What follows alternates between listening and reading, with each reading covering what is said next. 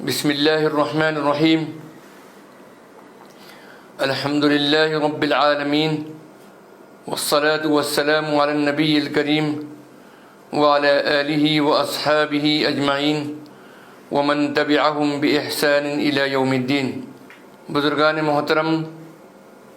برادران عزیز اور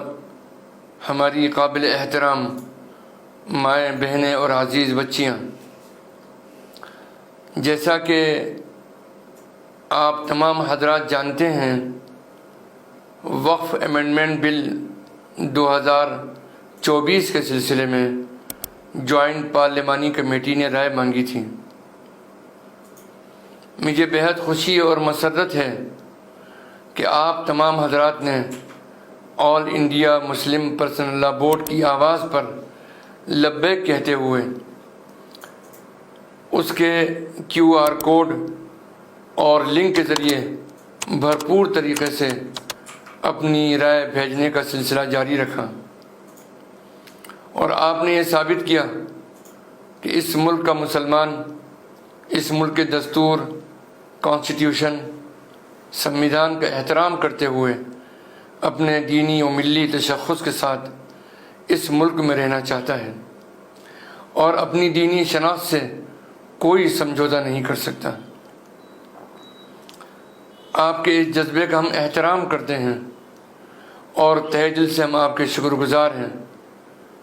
اسی طرح ہم خاص طور پر تمام معزز اراکین All India Muslim Personal Law Board, علماء، ائمہ مساجد اور خطباء کرام اور قاضی حضرات، نیز جملہ مدارس اسلامیہ، تعلیمی و سماجی اداروں اور رفاہی تنظیموں اور صحافی حضرات اور سوشل میڈیا پر سرگرم رہنے والے حضرات، اور اسی طریقے سے ملت اسلامیہ کے جملہ افراد اور ہماری بہنوں کے بھی ہم بے حد شکر گزار ہیں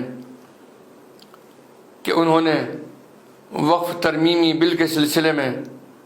بڑی تعداد میں JPC کو اپنی رائے بھجوانے کا اہتمام کیا۔ اللہ سبحانہ و تعالی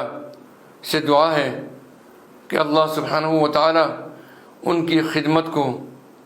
اور اس ملی جذبے کو قبولیت کا شرف عطا فرمائے۔ اس سلسلے میں ہم اس بات کی بھی وضاحت کر دینا چاہتے ہیں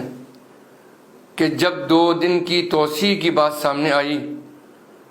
تو ہم نے JPC سے رابطہ کیا، اس لیے کہ ان کی طرف سے توسیع کے سلسلے میں